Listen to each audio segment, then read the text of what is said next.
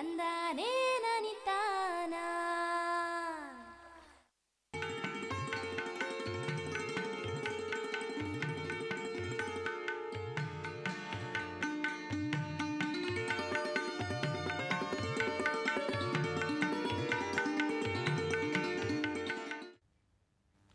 ನಮಸ್ಕಾರ ರೈತ ಬಾಂಧವರೇ, ನೇರ ಫೋನ್ ಇನ್ ಕಾರ್ಯಕ್ರಮಕ್ಕೆ ತಮಗೆ ಆತ್ಮೀಯ ಸ್ವಾಗತ. ರಾಜ್ಯದಲ್ಲಿ ಕಳೆದ 2 ವರ್ಷ ಸತತ ಬರಗಾಲ ಬಂದಿತ್ತು. ಆದರೆ ಈ ವರ್ಷ ಉತ್ತಮ ಮುಂಗಾರಿನ ಮಳೆಯಾಗಿದೆ, ರೈತರಲ್ಲಿ ಸಂತಸ ತಂದಿದೆ. ಹಳ್ಳಗಳು, ನದಿಗಳು, ತೊರೆಗಳು ತುಂಬಿ ಹರಿತಾ ಇದ್ದಾವೆ. ಅನೇಕ ಹಳ್ಳಿಗಳು ಜಲಾವೃತವಾಗಿವೆ. ಆದರೆ ವಿಪರ್ಯಾಸ ಅಂತ ಹೇಳಿದರೆ ಕೆಲವು ಜಿಲ್ಲೆಗಳಲ್ಲಿ ಈ ಸಾರಿ ಮಳೆ ಕಣ್ಣು ಮುಚ್ಚಾಲೆ ಆಡ್ತಾ ಇದೆ. ವಿಶೇಷವಾಗಿ ಚಿಕ್ಕಬಳ್ಳಾಪುರ, ಕೋಲಾರ, ಉತ್ತರ ಕರ್ನಾಟಕದ ಯಾದಗಿರ ಈ ಜಿಲ್ಲೆಗಳಲ್ಲಿ ಸರಿಯಾಗಿ ಮಳೆ ಬೀಳ್ತಾ ಇಲ್ಲ. ಹಲವು ತಾಲೂಕುಗಳಲ್ಲಿ ಬರದ ಛಾಯೆ ಕಾಣ್ತಾ ಇದೆ. ಆದ್ದರಿಂದ ಸಹಜವಾಗಿ ರೈತರು ಚಿಂತಾಕ್ರಾಂತರಾಗಿದ್ದಾರೆ. ಅಂಥ ಸಂದರ್ಭದಲ್ಲಿ ಪರ್ಯಾಯ ಬೆಳೆಯಾಗಿ ಏನು ತಗೊಳ್ಬೇಕು ಅಂತೇಳಿ ಅವರ ಪ್ರಶ್ನೆ ಖಂಡಿತವಾಗ್ಲೂ ಇದ್ದೇ ಇರುತ್ತೆ.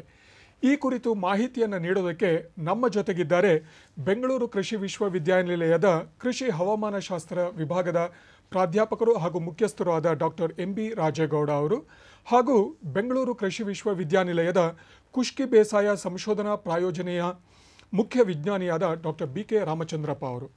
ಅವರ ಜೊತೆ ಮಾತನಾಡಿ, ದೂರವಾಣಿ ಕರೆ ಮಾಡಿ ಪ್ರಶ್ನೆಗಳಿಗೆ ಉತ್ತರವನ್ನು ಪಡೆಯೋದಕ್ಕೆ ನಮ್ಮ ದೂರವಾಣಿ ಸಂಖ್ಯೆಗಳು 080 23 54 2599, ಮತ್ತೊಂದು ಸಂಖ್ಯೆ 080 23 54 2699. ದೂರವಾಣಿ ಕರೆ ಮಾಡುವ ರೈತ ಬಾಂಧವರಲ್ಲಿ ಒಂದು ವಿನಂತಿ: ದಯವಿಟ್ಟು ನಿಮ್ಮ ಪ್ರಶ್ನೆ ನೇರವಾಗಿರಲಿ, ಸಂಕ್ಷಿಪ್ತವಾಗಿರಲಿ, ವಿಷಯಕ್ಕೆ ಸಂಬಂಧಪಟ್ಟಾಗಿರಲಿ. ನೀವು ಕರೆ ಮಾಡುವಾಗ ದಯವಿಟ್ಟು ನಿಮ್ಮ ಟಿವಿ ವಾಲ್ಯೂಮನ್ನು ಸಂಪೂರ್ಣವಾಗಿ ಮ್ಯೂಟ್ ಮಾಡಿಡಿ, ಸಂಪೂರ್ಣವಾಗಿ ಕಡಿಮೆ ಮಾಡಿಡಿ. Doctor MB. ರಾಜೇಗೌಡ ಅವರೇ, ಡಾಕ್ಟರ್ ಬಿ.ಕೆ. ರಾಮಚಂದ್ರಪ್ಪ ಅವರೇ, ತಮಗಿಬ್ಬರಿಗೂ ಆತ್ಮೀಯ ಸ್ವಾಗತ ರೈತರ ಪರವಾಗಿ. ನಮಸ್ಕಾರ. ಈಗ ಮೊದಲೇದಾಗಿ ಡಾಕ್ಟರ್ ರಾಜೇಗೌಡ ಅವರೇ, ಈಗ ಸದ್ಯದ ಪರಿಸ್ಥಿತಿಯಲ್ಲಿ ರಾಜ್ಯದ ವಿವಿಧ ಭಾಗಗಳಲ್ಲಿ ಮಳೆಯ ಪರಿಸ್ಥಿತಿ ಹೇಗಿದೆ? ದಯವಿಟ್ಟು ಸಂಕ್ಷಿಪ್ತವಾಗಿ ಹೇಳ್ತೀರಾ? ನಾವು ಹೋದ ವರ್ಷ 2-3 ವರ್ಷಗಳಿಗೆ ಹೋಲಿಸಿದಾಗ ಈ ವರ್ಷ ಬಿದ್ದಿರ್ತಕ್ಕಂಥ ಮಳೆಯ ಪ್ರಮಾಣವನ್ನು ನೋಡಿದಾಗ ಸರಾಸರಿಗಿಂತ ರಾಜ್ಯದಲ್ಲಿ ಒಟ್ಟಾರೆ ಸುಮಾರು 20% ಹೆಚ್ಚು ಆಗಿರ್ತಕ್ಕಂಥದ್ದು ಕಂಡು ಬಂದಿದೆ. ಅದರಲ್ಲೂ ಈ ಕರಾವಳಿ ಪ್ರದೇಶ ಮತ್ತು ಮಲೆನಾಡು ಪ್ರದೇಶಗಳಲ್ಲಿ ಸಾಮಾನ್ಯಕ್ಕಿಂತ 20ರಿಂದ 40% ಹೆಚ್ಚು ಮಳೆ ಆಗಿರೋದು ಕಂಡು ಬಂದಿದೆ. ಇಷ್ಟಾದರೂ ಕೂಡ ಒಳನಾಡಿನಲ್ಲಿ, ಅದರೊಳಗೂ ದಕ್ಷಿಣದ ಒಳನಾಡಿನಲ್ಲಿ, ಈಶಾನ್ಯ ಜಿಲ್ಲೆಗಳಲ್ಲಿ ಈ ಮಳೆಯ ಪ್ರಮಾಣ ಹೆಚ್ಚು ಕೊರತೆಯಿಂದ ಕಂಡು ಬಂದಿದೆ. ಅದರೊಳಗೂ ಕೋಲಾರ ಮತ್ತು ಚಿಕ್ಕಬಳ್ಳಾಪುರ ಈ ಜಿಲ್ಲೆಗಳಲ್ಲಿ ಸುಮಾರು 22ರಿಂದ 28% ಕೊರತೆ ಕಂಡು ಬಂದಿದೆ. ಅದಲ್ಲದೆ ಯಾದಗಿರಿ, ನಾವು ಉತ್ತರ ಕರ್ನಾಟಕದ ಯಾದಗಿರಿ ಜಿಲ್ಲೆಯಲ್ಲೂ ಕೂಡ 23% ಕೊರತೆ ಕಂಡು ಬಂದಿದೆ. ಇದು ಅಲ್ಲದೆ ರಾಜ್ಯದ ಕೆಲವು ತಾಲೂಕುಗಳಲ್ಲಿ ಮತ್ತು ಕೆಲವು ಹೋಬಳಿಗಳಲ್ಲಿ ಸುಮಾರು ಕೊರತೆಯ ಪ್ರಮಾಣ ಕಂಡು ಬಂದಿದೆ. ಅಂದರೆ ಒಟ್ಟಾರೆ ಪರಿಸ್ಥಿತಿ ಮಳೆ ನಮಗೆ ಹೆಚ್ಚು ಇದ್ರೂ ಕೂಡ ಕೆಲವು ಪ್ರದೇಶಗಳಲ್ಲಿ ಮಳೆಯ ಕೊರತೆ ಕಂಡು ಬಂದಿದೆ. ಆದರೆ ಈ ಈಶಾನ್ಯ ಜಿಲ್ಲೆಗಳಲ್ಲಿ, ಈ ಬೆಂಗಳೂರು, ತುಮಕೂರು, ಕೋಲಾರ, ಚಿಕ್ಕಬಳ್ಳಾಪುರ ಈ ಜಿಲ್ಲೆಗಳಲ್ಲಿ ಸಾಮಾನ್ಯವಾಗಿ ಈ ಮುಂಗಾರು ಮಳೆ ಹೆಚ್ಚು ಪ್ರಮಾಣ ಕಂಡುಬರೋದು ಆಗಸ್ಟ್ ತಿಂಗಳ ನಂತರ. ಹಾಗಾಗಿ ಇಲ್ಲಿ ಮಳೆಯ ಕೊರತೆ ಜುಲೈ ತಿಂಗಳಲ್ಲಿ ಕೊರತೆ ಇದ್ರೂ ಕೂಡ ಈ ಕೊರತೆಯನ್ನು ಮುಂದಿನ ತಿಂಗಳಲ್ಲಿ ನೀಗ್ತಕ್ಕಂಥ ಒಂದು ಪರಿಸ್ಥಿತಿ ಕಂಡುಬರುತ್ತೆ. ಧನ್ಯವಾದಗಳು. ಡಾಕ್ಟರ್ ರಾಮಚಂದ್ರಪ್ಪ ಅವರೇ, ಈಗ ಚಿಕ್ಕಬಳ್ಳಾಪುರ, ಕೋಲಾರ ಈ ಪ್ರದೇಶದಲ್ಲಿ ಈಗ ಮಳೆ ನಿಧಾನವಾಗಿದೆ, ಮಳೆ ಬರ್ತಾ ಇಲ್ಲ ಅಂತ ಸಂದರ್ಭದಲ್ಲಿ ಯಾವ ಪರ್ಯಾಯ ಬೆಳೆಗಳನ್ನು ಅವರು ತಗೊಳ್ಬೇಕು, ನೀವು ದಯವಿಟ್ಟು ಸೂಚಿಸ್ತೀರಾ? ಈಗ ನಮ್ಮ ಕೋಲಾರ ಮತ್ತು ಚಿಕ್ಕಬಳ್ಳಾಪುರ ರೈತರ ಒಂದು ಸ್ಥಿತಿಯನ್ನು ನೋಡಿದಾಗ ಅಲ್ಲಿ ಮುಖ್ಯವಾಗಿ ರಾಗಿ ಬೆಳೆ ಬೆಳೀತಾರೆ. ಅದರ ಜೊತೆಗೆ ಶೇಂಗಾನು ಕೂಡ ಬೆಳೀತಕ್ಕಂಥ ಕೆಲವೊಂದು ಪ್ರದೇಶಗಳನ್ನು ನಾವು ನೋಡ್ತಾ ಇದ್ದೇವೆ. ಈಗ ಶೇಂಗಾ ಬಿತ್ತನೆ ಕಾಲ ಮುಗಿದೋಗಿದೆ. ಇನ್ನು ಉಳಿದಿರೋದು ಅಂತಂದರೆ ರಾಗಿ ಮುಖ್ಯವಾದ ಬೆಳೆ ಆಗಿರೋದ್ರಿಂದ ರಾಗಿಯ ಬಿತ್ತನೆ ಕಾಲ ಜುಲೈ 15ರಿಂದ ಆಗಸ್ಟ್ ಕೊನೆಯವರೆಗೂ ಕೂಡ ಇರೋದ್ರಿಂದ ಸೂಕ್ತವಾದ ತಳಿಗಳ ಆಯ್ಕೆ ಭಾಳ ಮುಖ್ಯ. ಈಗ ನಾವು ದೀರ್ಘಾವಧಿ ತಳಿಗಳನ್ನು ಬೆಳಿಬೇಕು ಅಂತಕ್ಕಂಥ ಯೋಚನೆ ಮಾಡಿದಂಥ ರೈತರು ಆ ತಳಿಯನ್ನು ಉಪಯೋಗಿಸಲಿಕ್ಕೆ ಅವಕಾಶ ಇಲ್ಲ. ಆದರೆ ಯಾವ ತಳಿಯನ್ನು ಬೆಳಿಬೇಕು? ಈಗ ಮಧ್ಯಮಾವಧಿ ತಳಿಗಳಾದಂಥ GPU 28, GPU 26, HR 911, ML 365, ಇಂಡಾಫ್ 5 ಅಂತಕ್ಕಂಥ ತಳಿಗಳನ್ನು ಆಗಸ್ಟ್ ಕೊನೆಯವರೆಗೂ ಕೂಡ ಬಿತ್ತನೆ ಮಾಡಲಿಕ್ಕೆ ಅವಕಾಶಗಳು ಉಂಟು. ಇನ್ನು ಆಗಸ್ಟ್ ಕೊನೆ ವರೆಗೂ ಕೂಡ ಮಳೆ ಬರಲಿಲ್ಲ, ರಾಗಿ ಬಿತ್ತನೆ ಮಾಡಲೇಬೇಕು ಅಂತಕ್ಕಂಥ ರೈತರು ಸೆಪ್ಟೆಂಬರ್ ಮೊದಲನೇ ವಾರದಲ್ಲಿನೂ ಕೂಡ ಬಿತ್ತನೆ ಮಾಡಲಿಕ್ಕೆ ತಳಿಗಳನ್ನು ಕೃಷಿ ವಿಶ್ವವಿದ್ಯಾನಿಲಯ ಬಿಡುಗಡೆ ಮಾಡಿದೆ. ಅದರಲ್ಲಿ ಮುಖ್ಯವಾಗಿ GPU 48 ಅಂತಕ್ಕಂಥ ತಳಿಯನ್ನು ಸೆಪ್ಟೆಂಬರ್ ಮೊದಲನೇ ಪಾಕ್ಷಿಕದಲ್ಲಿನೂ ಕೂಡ ಬಿತ್ತನೆ ಮಾಡಿ ರಾಗಿಯನ್ನು ಬೆಳಿಬೋದು. ಇನ್ನು ರಾಗಿ ಒಂದೇ ಬೆಳೆಯೋದರ ಬದಲು ರಾಗಿ ಜೊತೆಗೆ 8 ಸಾಲು ರಾಗಿ, 2 ಸಾಲು ತೊಗರಿ, ಆ ತೊಗರಿಯಲ್ಲಿ ಈಗ ನಾವು BRG 2 ಅಂತಕ್ಕಂಥ ತಳಿಯನ್ನು ಶಿಫಾರಸು ಮಾಡಿರೋದ್ರಿಂದ ಈ ತಳಿಯನ್ನು ಉಪಯೋಗಿಸ್ಕೊಂಡು 2 ತೊಗರಿ ಸಾಲುಗಳ ಮಧ್ಯದಲ್ಲಿ ಒಂದು ದೋಣಿ ಸಾಲನ್ನು ತೆಗೆದಿದ್ದೆ ಆದರೆ ಅದರಲ್ಲಿ ನೀರಿನ ಸಂರಕ್ಷಣೆ ಕೂಡ ಮಾಡಲಿಕ್ಕೆ ಅವಕಾಶಗಳು ಉಂಟು. ಡಾಕ್ಟರ್ ರಾಮಚಂದ್ರಪ್ಪ ಅವರೇ, ಈಗ ಸೌದತ್ತಿಯಿಂದ ಅಶೋಕ್ ಅವರು ಕರೆ ಮಾಡಿದ್ದಾರೆ. ನಮಸ್ಕಾರ ಅಶೋಕ್ ಅವರೇ. ಹಲೋ ಸರ್, ನಾವು ಇಲ್ಲಿ ಬೆಳಗಾವಿ ಜಿಲ್ಲಾ ಅಶೋಕ್ ವಿಹಾರ್ ಅಂತ ಸೌದತ್ತಿಂದ ಸರ್. ಕೇಳಿ, ಪ್ರಶ್ನೆ ಕೇಳಿ. ನಮ್ದು ಇಲ್ಲಿ ಹೂವಿನ ಬೆಳೆ ಬೆಳೆದಿದ್ರಿ ಸರ್. ಯಾವುದು? ಹಲೋ ಸರ್, ಹೂವಿನ ಗಿಡ ರೀ, ಗಲಾಟೆ ಹೂವು ಅಂತಾರೆ. ಅದು ಎಲೆ ಚಿಕ್ಕ ರೋಗ ಬೆಳೆದಿದೆ ಸರ್, ಅದಕ್ಕೆ ಪರಿಹಾರ ಬೇಕಾಗಿ. ನಮಸ್ಕಾರ. ಈಗ ನೀವು ಹೂವಿನ ಬೆಳೆಯನ್ನು ಬೆಳೆದಿರೋದ್ರಿಂದ ಆ ಹೂವಿನ ಬೆಳೆಗೆ ರೋಗದ ಒಂದು ಛಾಯೆಯನ್ನು ನೀವು ನೋಡ್ತಾ ಇರೋದ್ರಿಂದ ಆ ಹೂವಿನ ಅಲ್ಲಿ ರೋಗ ಬಂದಿರತಕ್ಕಂಥ ಒಂದು ಭಾಗವನ್ನು ತೆಗೆದುಕೊಂಡು ನೀವು ನಿಮ್ಮ ಹತ್ತಿರದಲ್ಲಿ ಇರತಕ್ಕಂಥ KVK ಕೃಷಿ ವಿಜ್ಞಾನ ಕೇಂದ್ರ ಅಥವಾ ರೈತ ಸಂಪರ್ಕ ಕೇಂದ್ರಕ್ಕೆ ನೀವು ಭೇಟಿಯನ್ನು ಕೊಟ್ಟು ಅಲ್ಲಿ ಇರ್ತಕ್ಕಂಥ ಪರಿಣಿತರಿಗೆ ಅದನ್ನು ತೋರಿಸಿದ್ದೇ ಆದರೆ ನಿಮಗೆ ಸೂಕ್ತವಾದಂಥ ಒಂದು ರಾಸಾಯನಿಕ ಸಿಂಪರಣೆಗೆ ಅಥವಾ ಈ ಕ್ರಮಗಳನ್ನು ಅನುಸರಿಸಲಿಕ್ಕೆ ಸೂಕ್ತವಾದ ಮಾಹಿತಿ ನಿಮಗೆ ಸಿಗುತ್ತೆ. ಧನ್ಯವಾದಗಳು ಅಶೋಕ್ ಹುಗಾರ್ ಅವರೇ. ಈಗ ಹಾಸನದಿಂದ ಸ್ವಾಮಿ ಅವರು ಕರೆ ಮಾಡಿದ್ದಾರೆ. ನಮಸ್ಕಾರ ಸ್ವಾಮಿ ಅವರೇ. ನಮಸ್ಕಾರ ಸರ್. ನಮ್ಮ ಕಡೆ ಮಳೆ ಈ ವರ್ಷ ಭಾಳ ಕಡಿಮೆ ಇದೆ ಸರ್. ನಮಗೆ ಈಗ ಒಂದು ಅಲ್ಲಿ ಪಾಯಿಂಟ್ ಮಾಡಿ ಬೋರ್ ಮೊನ್ನೆ ತಾಳೆ ಬೆಳೆ ಎಲ್ಲ ನೋಡಿದೆ ನಿಮ್ಮ ಇದರಲ್ಲಿ. ಅದು ಹೇಗೆ ಸರ್, ಅದು ಹೊಸಗೆ ಏನೋ ಮಾಹಿತಿ ಅದು ನಿಮ್ಗೆ ಏನೋ ಗೊತ್ತಿದ್ರೆ ಹೇಳಿ ಸರ್. ನಾವು ಅದು ಮಾಡೋಣ ಅಂತ ಇದೀವಿ, ಒಂದು 2 ಎಕರೆಗೆ. ನಮಸ್ಕಾರ ಸ್ವಾಮಿ ಅವರೇ. ಹಾಂ ಸರ್, ಹೇಳಿ ಸರ್. ಈಗ ತಾಳೆ ಬೆಳೆಗೆ ನೀವು ವಿಚಾರವನ್ನು ಕೂಲಂಕುಷವಾಗಿ ತಿಳ್ಕೋಬೇಕು ಅಂತಂದರೆ ಬೆಂಗಳೂರು ಜಿಲ್ಲೆಯಲ್ಲಿ ತೋಟಗಾರಿಕೆ ವಿಭಾಗದಲ್ಲಿ ತಾಳೆ ಅಭಿವೃದ್ಧಿಗಾಗಿಯೇ ಒಬ್ಬ ಅಧಿಕಾರಿ ಇರ್ತಾರೆ. ಆ ಅಧಿಕಾರಿಯವರ ಹತ್ರ ನೀವು ನೇರವಾಗಿ ಸಂಪರ್ಕವನ್ನು ಬೆಳೆಸಿದರೆ ನಿಜವಾಗಿ ನಿಮಗೆ ಬೇಕಾದಂಥ ಉತ್ತರ ಸಿಗುತ್ತೆ. ಧನ್ಯವಾದಗಳು ಸ್ವಾಮಿ ಅವರೇ. ಡಾಕ್ಟರ್ ರಾಜೇಗೌಡ ಅವರೇ, ಈಗ ಮುಂದಿನ ದಿನಗಳಲ್ಲಿ ಈ ನಿರೀಕ್ಷಿತ ಮಳೆಯ ಪ್ರಮಾಣ ಎಷ್ಟಿರ್ಬೋದು, ಏನು ಅಂದಾಜು ಮಾಡಲಾಗಿದೆ ಅಂತೇಳಿ? ಅಲ್ಲ, ಈಗ ಇತ್ತೀಚಿನ ವರ್ಷಗಳಲ್ಲಿ ನಾವು ನೋಡಿದಾಗ ಈ ಮುಂದಿನ ಆಗಸ್ಟ್ ಆಗ್ಬೋದು, ಸೆಪ್ಟೆಂಬರ್, ಅಕ್ಟೋಬರಲ್ಲಿ ಆಗ್ಬೋದು, ಈ ಬಹುಶಃ ಈ ಕರಾವಳಿ ಘಟ್ಟ ಪ್ರದೇಶಗಳು ಇವೆಲ್ಲವೂ ಕೂಡ ಸರಾಸರಿಗಿಂತ ಹೆಚ್ಚು ಮಳೆಯನ್ನು ಪಡ್ಕೊಳ್ತಕ್ಕಂಥ ಸಾಧ್ಯತೆ ಇದೆ. ಆದರೆ ಈ ಒಳನಾಡು ನಾವು ಬಂದಾಗ ನಾನು ಈ ವರ್ಷದ ಮೊದಲು ನಾನು ಹೇಳಿದ್ದೆ, ಈ ಈಶಾನ್ಯ ಜಿಲ್ಲೆಗಳಲ್ಲಿ ಸರಾಸರಿಗಿಂತ ಈ ವರ್ಷ 5% 10% ಕುಂಠಿತ ಆಗ್ಬೋದು ಅನ್ನೋ ಒಂದು ಮುನ್ಸೂಚನೆಯ ಭಾರತ ಸರ್ಕಾರದ ಕೆಲವು ಮಾಧ್ಯಮಗಳ ಮೂಲಕ ಪಡೆದಂಥ ಮಾಹಿತಿಯನ್ನು ನಮ್ಮ ರಾಜ್ಯಗಳಲ್ಲಿ ಕೊಟ್ಟಿದ್ದೆ. ಆದರೆ ಈ ಪರಿಸ್ಥಿತಿ ಜುಲೈ ಮತ್ತು ಆಗಸ್ಟ್ ಮೊದಲನ ವಾರದ ತನಕ ಹೊಂದ್ಕೊಳ್ಳುತ್ತೆ.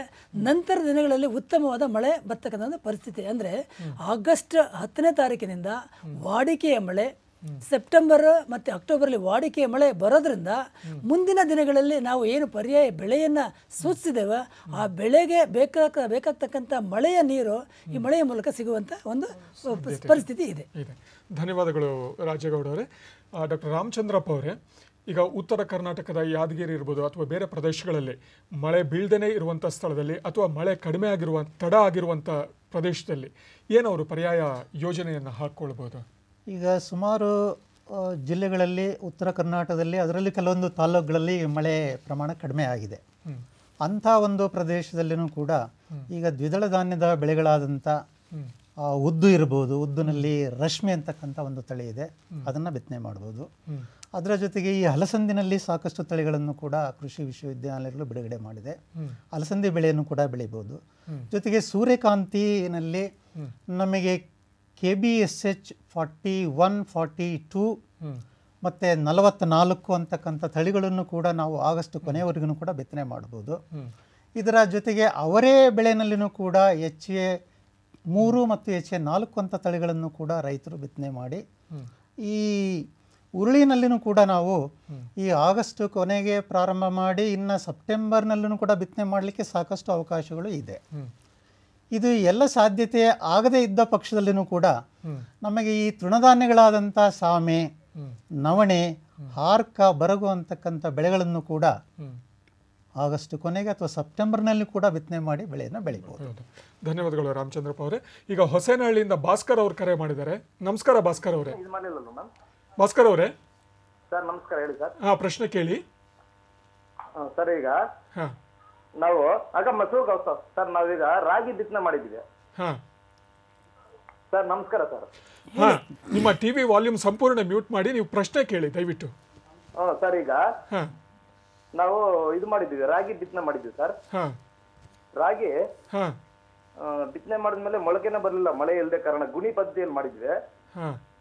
ಈಗ ನಾವು ಅದ್ರ ಬದಲಾಗಿ ಆ ಭೂಮಿಯಲ್ಲಿ ಏನ್ ಬೆಳಿಬಹುದು ಅಂತ ಸರ್. ನಮಸ್ಕಾರ ಸ್ವಾಮಿ ಅವರೇ. ಭಾಸ್ಕರ್ ಅವರೇ, ಈಗ ರಾಗಿ ಹುಟ್ಟದೇ ಇದ್ದ ಪಕ್ಷದಲ್ಲಿ ನೀವು ಇನ್ನೂ ರಾಗಿ ಬಿತ್ತನೆ ಮಾಡಲಿಕ್ಕೆ ಸಾಕಷ್ಟು ಕಾಲಾವಧಿ ಇರೋದ್ರಿಂದ ತಳಿಯನ್ನ ಬದಲಾವಣೆ ಮಾಡಿ GPU 28 ಅಂತಕ್ಕಂಥ ತಳಿಯನ್ನ ಅಥವಾ ML 365 ಅಂತಕ್ಕಂಥ ತಳಿ, GPU 48 ಅಂತ ಕಡಿಮೆ ಇದರಲ್ಲಿ ಬೆಳಿಬಹುದು, ಕಡಿಮೆ ಅವಧಿಯಲ್ಲಿ ಅಂತೇಳಿ.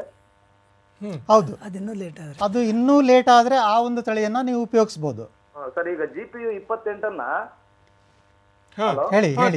GPU 28 ತಳಿಯನ್ನ ನಾವು ಗುಣಿ ಪದ್ಧತಿಯಲ್ಲಿ ರಾಗಿನೇ ಬಿತ್ತನೆ ಮಾಡಿದೀವಿ. ಒಂದೊಂದು ಗುಣಿಗೆ 2x2 ಗುಣಿ ಪದ್ಧತಿಯಲ್ಲಿ ಮಾಡಿ ಅದರಲ್ಲಿ ಎರಡೆರಡು ಬೀಜ ಹಾಕಿ ಬಿತ್ತನೆ ಮಾಡಿದೀವಿ. 2-3 ಬೀಜ ಹಾಕಿ ಬೀಜ ಹಾಕಿದ್ಮೇಲೆ ಒಂದ್ 2-3 ದಿವಸದಲ್ಲಿ ಮಳೆ ಬರುತ್ತೆ, ಮಳೆ ಬರೋ ಮುನ್ಸೂಚನೆ ಇದ್ದಾಗ ಹಾಕಿದ್ವಿ, ಮಳೆ ಬರ್ಲಿಲ್ಲ. ಆದ ಕಾರಣ ಈಗ ಅದು ಮೊಳಕೆ ಬರೋ ಚಾನ್ಸ್ ತಪ್ಪೋಗಿದೆ ಸರ್. ಸುಮಾರು ದಿವಸಗಳಾಗಿ 8 ದಿವಸಗಳಾಗಿದೆ ನಾವು ಹಾಕಿ. ಇರುವೆಗಳೆಲ್ಲ ತಿಂದ್ಬಿಟ್ಟಿರ್ತವೆ ಬೀಜನ. ಈಗ ನಾವೀಗ ಏನ್ ಮಾಡ್ಬೇಕು ಮುಂದೆ ಅನ್ನೋದು ನಮ್ಗೆ.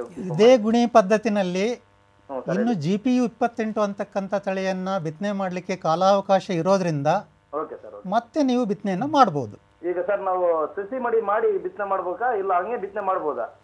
ನೀವು ಸಸಿ ಮಡಿ ಮಾಡಿ ಸಸಿಯನ್ನು ಕೂಡ ನಾಟಿ ಮಾಡಬಹುದು ಅಥವಾ ನೇರವಾಗಿ ಬಿತ್ತನೆ ಬೀಜವನ್ನು ಹಾಕ್ಲಿಕ್ಕೂ ಕೂಡ ಕಾಲಾವಕಾಶ ಇದೆ. ಧನ್ಯವಾದಗಳು ಭಾಸ್ಕರ್ ಅವರೇ. ಈಗ ಸಂಡೂರಿಂದ ರೈತ ಬಾಂಧವರು ಕರೆ ಮಾಡಿದ್ದಾರೆ. ನಮಸ್ಕಾರ. ನಮಸ್ಕಾರ ಸರ್. ಹನುಮಂತಪ್ಪ ಕೋಳೂರು ಸರ್. ಪ್ರಶ್ನೆ ಕೇಳಿ. ಹರಳು ಬಿತ್ತಿದ್ವಿ ಸರ್, ಜುಲೈ ತಿಂಗಳಲ್ಲಿ 15 ತಾರೀಕು ಬಿತ್ತಿಸ್ಬೇಕಂತ ಹೇಳ್ತೀರಿ ನೀವು. ಸ್ವಲ್ಪ ಲೇಟ್ ಆಯ್ತು, ಒಂದ್ 3 ದಿವಸ. ಅದಕ್ಕೆ ಏನಾದ್ರು ಸಮಸ್ಯೆ ಆಗುತ್ತೆ ಅಂತ ಕೇಳ್ಬೇಕಂತ ಫೋನ್ ಮಾಡಿದ್ವಿ ಸರ್ ತಮಗೆ. ಹರಳು ಬಿತ್ತನೆಗೆ ಜುಲೈ 15ರಿಂದ 3 ದಿವಸ ತಡವಾಗಿದ್ರು ಕೂಡ ಏನೂ ತೊಂದರೆ ಇಲ್ಲ. ಈಗ ಅದರ ಮೊಳಕೆ ಬಂದಿದೆ ಅಲ್ವರ? ಎಲ್ಲ ನಾಟಿ ಆಗಿದೆ ಸರ್ ಆಗ್ಲೇ. ಮೊಳಕೆ ಬಂದಿದ್ರೆ ಏನು ತೊಂದರೆ ಇಲ್ಲ ಹನುಮಂತಪ್ಪನವರೇ. ಧನ್ಯವಾದಗಳು ಹನುಮಂತಪ್ಪ ಅವರೇ. ಡಾಕ್ಟರ್ ರಾಮಚಂದ್ರಪ್ಪ ಅವರೇ, ಅವಾಗ ತೃಣಧಾನ್ಯಗಳ ಬಗ್ಗೆ ನೀವು ಹೇಳ್ತಾ ಇದ್ರಿ, ಈಗ ಅದ್ರ ಬಗ್ಗೆ ಸ್ವಲ್ಪ ವಿಸ್ತಾರವಾಗಿ ಹೇಳ್ಬೋದಾ? ಈಗ ನಾವು ತೃಣಧಾನ್ಯಗಳಾದಂಥ ಈ ಸಾಮೆ, ನವಣೆ, ಹಾರ್ಕ, ಬರಗು ಮತ್ತು ಊದಲು ಅಂತಕ್ಕಂಥ ಈ ತೃಣಧಾನ್ಯಗಳು ಇತ್ತೀಚಿನ ದಿನಗಳಲ್ಲಿ ಈ ಒಂದು ಕೃಷಿಯ ಒಂದು ದೃಶ್ಯದಲ್ಲಿ ಕಾಣ್ತಾ ಇಲ್ಲ. ಈ ತೃಣಧಾನ್ಯಗಳಿಗೆ ಸಾಮಾನ್ಯವಾಗಿ ಬರವನ್ನು ತಡ್ಕೊಳ್ತಕ್ಕಂಥ ಶಕ್ತಿ ಇರೋದರಿಂದ ಮತ್ತು ಅವು ತಡವಾದ ಮುಂಗಾರಿನಲ್ಲಿ ಈವನ್ ನಾವು ಆಗಸ್ಟ್ ಕೊನೆಯಲ್ಲಿ ಮತ್ತು ಸೆಪ್ಟೆಂಬರ್ನಲ್ಲಿ ಕೂಡ ಬಿತ್ತನೆ ಮಾಡಲಿಕ್ಕೆ ಅವಕಾಶಗಳು ಇರೋದರಿಂದ ಮತ್ತು ಈ ಒಂದು ಬೆಳೆಗಳನ್ನು ಬೆಳೆದ ಮೇಲೆ ಆ ಒಂದು ಬೆಳೆಗಳು ಉತ್ತಮವಾದಂಥ ಪೋಷಕಾಂಶ ಅದರಲ್ಲಿ ಕೂಡ ಈ ನಾರಿನ ಅಂಶವನ್ನು ಜಾಸ್ತಿ ಹೊಂದಿರೋದ್ರಿಂದ ಈ ಬೆಳೆಗಳನ್ನು ಸಾಕಷ್ಟು ದಿನ ನಾವು ಸಂಗ್ರಹಾಗಾರಗಳಲ್ಲಿ ಶೇಖರಣೆ ಮಾಡಲಿಕ್ಕೆ ಅವಕಾಶಗಳು ಇರೋದ್ರಿಂದ ಈ ಬೆಳೆಗಳಿಗೆ ಈ ಕುಷ್ಕಿ ಜಮೀನಿನಲ್ಲಿ ಕುಷ್ಕಿ ಪ್ರದೇಶದಲ್ಲಿ ಹೆಚ್ಚು ಹೆಚ್ಚು ಒತ್ತನ್ನು ಕೊಡಬೇಕು ಅಂತ. ಎಲ್ಲಿ ತನಕ ಇದನ್ನ ಬಿತ್ತನೆ ಮಾಡಲಿಕ್ಕೆ ಸಾಧ್ಯ ಇದೆ? ಸೆಪ್ಟೆಂಬರ್ ಕೊನೆಯವರೆಗೂ ಕೂಡ ಈ ಒಂದು ತೃಣಧಾನ್ಯಗಳನ್ನು ಬಿತ್ತನೆ ಮಾಡ್ಬೋದು. ಇಲ್ಲಿ ಅಡ್ವಾಂಟೇಜ್ ಏನಂದ್ರೆ ಈ ತೃಣಧಾನ್ಯಗಳಿಗೆ ಬೇಕಾಗ್ತಕ್ಕಂಥ ಮಳೆಯ ನೀರಿನ ಪ್ರಮಾಣ ಸುಮಾರು 300 ಮಿಲಿಮೀಟರ್ ಒಳಗಡೆ ಇರುತ್ತೆ. ಹಾಗಾಗಿ ನಾವು ಸೆಪ್ಟೆಂಬರ್ 15 ತನಕನೂ ಈ ಬೆಳೆಯನ್ನು ಬಿತ್ತಿದ್ದೇ ಆದರೆ ಅಲ್ಲಿನ ನಂತರ ದಿನಗಳಲ್ಲಿ ಬೀಳ್ತಕ್ಕಂಥ ಮಳೆಯ ನೀರನ್ನು ಉಪಯೋಗಿಸಿಕೊಂಡು ಈ ಬೆಳೆಗಳು ಹೆಚ್ಚು ಫಲಶ್ರುತಿಯಾಗಿ ಬೆಳೀತವೆ. ಅವಾಗಲೇ ನೀವು ಹೇಳಿದ್ರಿ ಈ ಸರಿ ಒಂದು ಸಾಧಾರಣವಾದ ಮಳೆ ಬೀಳುತ್ತೆ, ವಾಡಿಕೆಯ ಮಳೆ ಬೀಳುತ್ತೆ ಅಂತೇಳಿ ನೀವು ಆವಾಗಲೇ ತಿಳಿಸಿದ್ರಿ. ಅದರಿಂದ ಈಗ ತಡವಾಗ ಆದರೂ ಕೂಡ ಸೆಪ್ಟೆಂಬರ್ನಲ್ಲಿ ಕೂಡ ಈ ತೃಣಧಾನ್ಯಗಳನ್ನು ಬಿತ್ತನೆ ಮಾಡೋದ್ರಿಂದ ಅವ್ರ ಏನು ಇಳುವರಿ ಮತ್ತು ಅವ್ರ ಎಕನಾಮಿಕ್ ರಿಟರ್ನ್ಸ್ ಅಂತ ಏನು ರೈತರಿಗೆ ಬರ್ತಾ ಇತ್ತಾ ಈ ಬೆಳೆಗಳ ಮೂಲಕ ಅವರ ಒಂದು ಬೆಳೆಯನ್ನು ಕಾಪಾಡ್ಕೋಬೋದಾಗುತ್ತೆ. ಧನ್ಯವಾದಗಳು. ಈಗ ಕುಷ್ಕಿಯಲ್ಲಿ ಮಣ್ಣು ಮತ್ತು ನೀರಿನ ನಿರ್ವಹಣೆಯನ್ನು ಹೇಗೆ ಮಾಡ್ಬೋದು ರಾಮಚಂದ್ರಪ್ಪ ಅವರೇ? ಈಗ ಕುಷ್ಕಿನಲ್ಲಿ ನಾವು ಯಶಸ್ಸನ್ನು ಕಾಣಬೇಕಾದ್ರೆ ಮುಖ್ಯವಾಗಿ ಮಣ್ಣು ಮತ್ತು ನೀರಿನ ಸಂರಕ್ಷಣೆ ಭಾಳ ಅವಶ್ಯಕ. ಇದರಲ್ಲಿ ಮೊದಲನೇದಾಗಿ ಇಳಕಲ್ಲಿಗೆ ಅಡ್ಡಲಾಗಿ ಉಳುಮೆ ಮಾಡೋದು ಮತ್ತು ಆಳವಾಗಿ ಉಳುಮೆ ಮಾಡೋದು ಮತ್ತು ಈ ದೋಣಿ ಸಾಲನ್ನು ಮಾಡೋದು, ಅಂತರ ಬೇಸಾಯವನ್ನು ಮಾಡಿ ತೇವಾಂಶ ನಷ್ಟವಾಗೋದನ್ನು ತಡೆಗಟ್ಟೋದು ಮತ್ತು ಈ ಹೊರ ಹರಿತಕ್ಕಂಥ ನೀರನ್ನು ನಾವು ಕೃಷಿ ಹೊಂಡದಲ್ಲಿ ಶೇಖರಣೆ ಮಾಡೋದು. ಶೇಖರಣೆ ಮಾಡಿದಂಥ ನೀರನ್ನು ಹಲವಾರು ಕಾರ್ಯಕ್ರಮಗಳಿಗೆ ಬಳಸಲಿಕ್ಕೆ ಅವಕಾಶಗಳು ಉಂಟು. ಮತ್ತು ಈ ಹೊರ ಹರಿವನ್ನು ಕೂಡ ನಾವು ಈ ಕೊಳವೆ ಬಾವಿಗಳಲ್ಲಿ ಜಲ ಮರುಪೂರಣಕ್ಕೂ ಕೂಡ ಬಳಸ್ಬೋದು.